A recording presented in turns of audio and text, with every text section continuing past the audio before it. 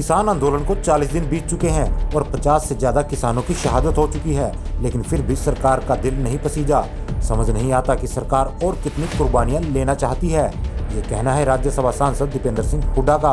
अपने फैसले के मुताबिक आज दीपेंद्र हुड्डा ने अपने जन्मदिन का जश्न नहीं मनाया और आज का दिन किसानों के बीच बिताया। सांसद दीपेंद्र हुड्डा आज गुरुग्राम में धरनारत किसानों के बीच पहुंचे। उन्होंने वहां बैठे किसानों से बातचीत की और अपनी ओर से उनके आंदोलन को पूर्ण समर्थन व हर संभव सहयोग का आश्वासन दिया।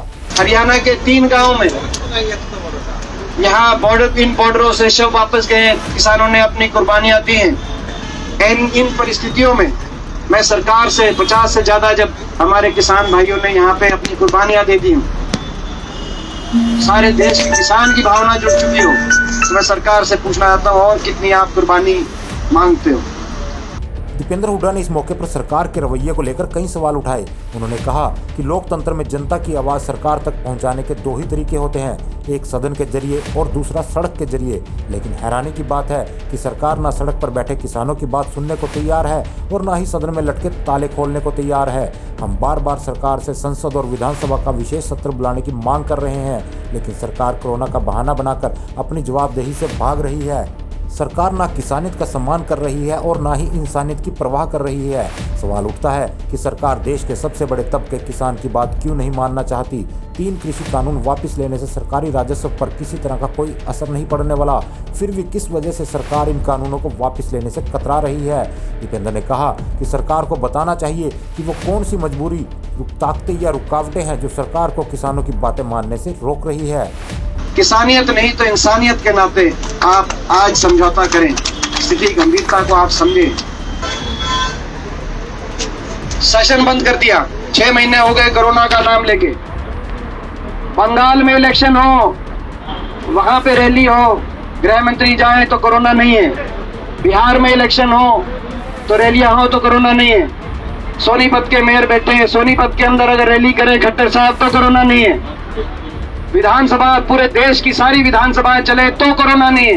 मगर देश की संसद जिसमें आपके पास इतना बड़ा बहुमत है, मगर देश की संसद का जब चलने की हम बात करें तो कहा कोरोना है, संसद नहीं चलेगी। ऐसे ही विधानसभा पे भी ताला लगा हुआ है। विधानसभा का सत्र हम मांग रहे हैं, अविश्वास प्रस्ताव हम विधानसभा में लेके आए।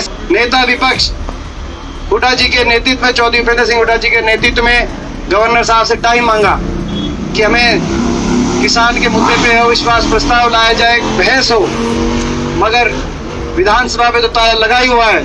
माननीय राज्यपाल महोदय हैं, मगर मुझे बड़े पीड़ा है ये कहते हुए कि उन्होंने भी अपने दरवाजे पे ताला लगाने का काम किया। उन्होंने भी समय भी नहीं दिया मिलने का। दीपेंद्र सिंह हुड्डा ने कहा कि वो इस आंदोलन की शुरुआत से लगातार किसानों के बीच पहुंच रहे हैं। उन्होंने दिल्ली बॉर्डर से लेकर प्रदेश के अलग अलग जिलों में टोल प्लाजा पर धरने दे रहे किसानों से बात की है। उनकी बातचीत से स्पष्ट है कि वो सरकार से किसी तरह का टकराव नहीं चाहते, वो सिर्फ अपनी जायज मांगों को मनवाना चाहते हैं। लेकिन सरकार की हठधर्मिता और संवेदनहीनता की वजह से ये आंदोलन इतना लंबा खिंच रहा है। किसानों की इस दुर्दशा के लिए सिर्फ और सिर्फ सरकार जिम्मेदार है।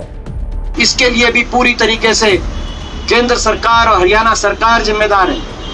ये वही किसान है जो पंजाब से शांति प्रिय तरीके से चले थे रामलीला ग्राउंड में धरना देने।